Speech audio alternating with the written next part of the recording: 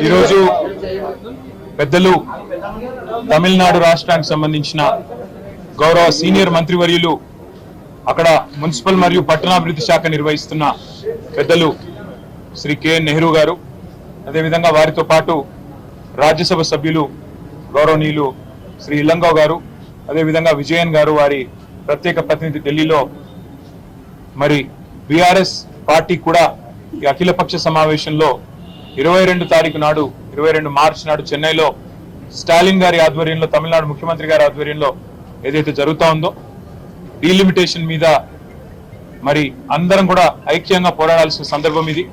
ఎందుకంటే మరి తెలంగాణనే కాదు, తమిళనాడు మాత్రమే కాదు, కేరళ, కర్ణాటక, అదేవిధంగా దక్షిణాదిలోని ఆంధ్రప్రదేశ్ అన్ని రాష్ట్రాలకు సంబంధించిన ప్రాతినిధ్యం తగ్గే అవకాశం ఉందనే వార్తలు వస్తున్న నేపథ్యంలో సమిష్టిగా పోరాడినట్టయితే తప్పకుండా దక్షిణాది రాష్ట్రాలకు న్యాయం జరుగుతుంది అనే వారి వాదన వారు వినిపిస్తా ఉన్నారు.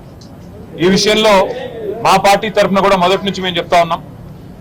ఒకనాడు 1970-80 దశకంలో ఏదైతే కుటుంబ నియంత్రణ భారత ప్రభుత్వం ఆనాడు దేశం అందరికీ కూడా చెప్పిందో, మరి ఫ్యామిలీ ప్లానింగ్ ని బాగా అమలు చేసిన దక్షిణాది రాష్ట్రాలు ఇవాళ జనాభాను నియంత్రించగలిగాయి.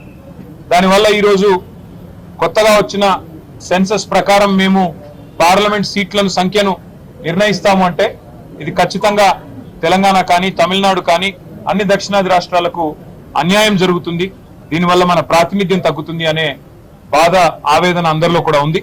అందుకే ఈ విషయంలో మా పార్టీ కూడా తప్పకుండా అఖిలపక్ష సమావేశంలో మరి పెద్దలు కేసీఆర్ గారు ఇప్పటికే నెహ్రూ గారు వస్తున్నారు అని చెప్పంగానే తప్పకుండా మన పార్టీ కూడా పాల్గొనాలి, మనం పాల్గొని మన వాదన కూడా వినిపించాలి, తెలంగాణ తరఫున కూడా గట్టిగా మన వాయిస్ కూడా వినిపించాలని చెప్పి ఆదేశించారు.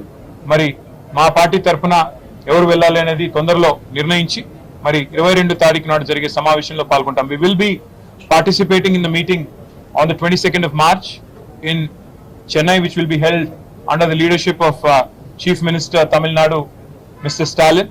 Our party also feels that the south of India, which has done exceedingly well in family planning control, cannot be penalized, cannot be punished for implementing Government of India's recommendations in 1970s and 80s.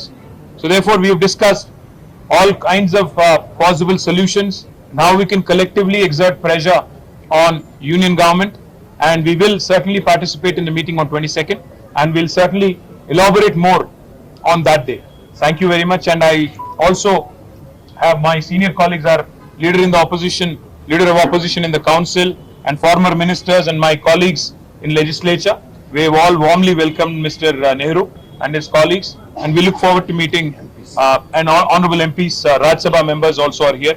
I thank them also, and we look forward to the meeting on 22nd in Chennai.